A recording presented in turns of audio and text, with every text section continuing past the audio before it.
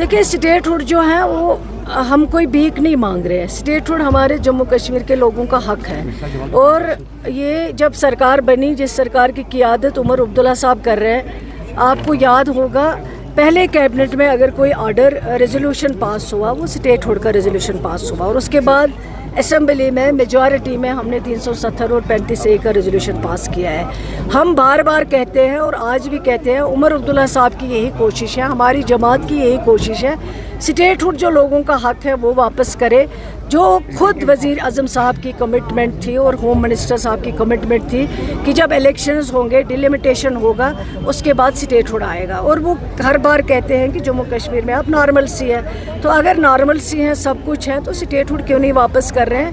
वो जम्मू कश्मीर के लोगों का हक है। और जम्मू कश्मीर स्टेट इतनी पुरानी रियासत थी जहाँ कई बार देखा यूटी को रियासत बनते हुए, लेकिन पहली बार देखा है कि ये स्टेट को जो है वो यूटी बनते हुए।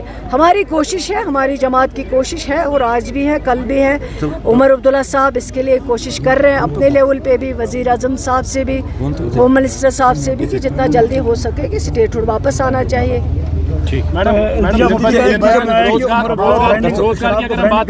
इसके बारे में जानना चाहेंगे आपको। मैं तो उनको यही कहूँगी कि अल्लाह ताला उनको अक्ल सलीम दे और सच बोलने की हिम्मत दे। वो अपनी चीज़ों को छुपाते हैं, क्योंकि राज्यसभा में उन्होंने बीजेपी को वोट दिया है, और अल्लाह गवाह है, मैं यकीन के साथ कह सकती हूँ, आज भी वो जो बात करते हैं वो बीजेपी का आरएसएस का एजेंडा लेके बात करते हैं यहाँ पे।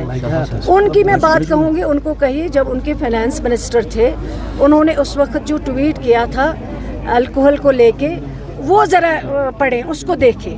उस वक्त क्रिटिसिज्म नहीं किया। और उमर अब्दुल्ला साहब ने हमेशा यही कहा है कि हम इसके साथ नहीं, मतलब इसके साथ नहीं हैं हम, कि जम्मू कश्मीर में, खासकर कश्मीर में हमारी सरकार के दौरान तो कोई शराब की दुकान नहीं खुली।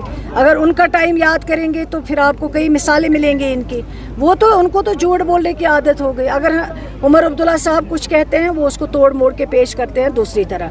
लेकिन उमर अब्दुल्ला साहब एक लीडर हैं, लोगों के कायद हैं, लोगों के, जम्मू कश्मीर के लोगों की दिलों की धड़कन है। लोग उनको चाहते हैं। वो पीडीपी को आदत है झूठ बोलने की। उनको कहिए वो अपने, जब उनके फाइनेंस मिनिस्टर उस वक्त जब थे, उन्होंने क्या कहा था अल्कोहल के बारे में, उन्होंने खुद क्लियर कहा, आज भी वो मौजूद है, ऑन रिकॉर्ड है। उन्होंने खुद कहा इस पर हम बैन नहीं लगा सकते हैं। क्यों लगाएंगे बैन?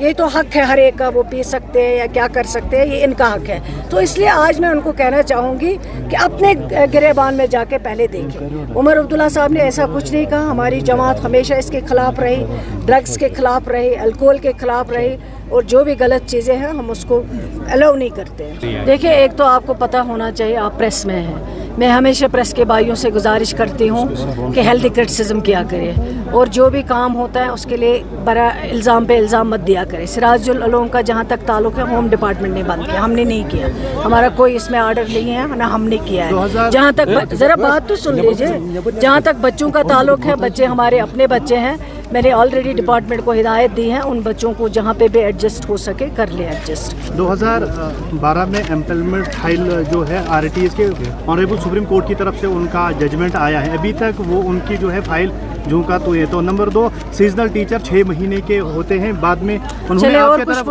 रजू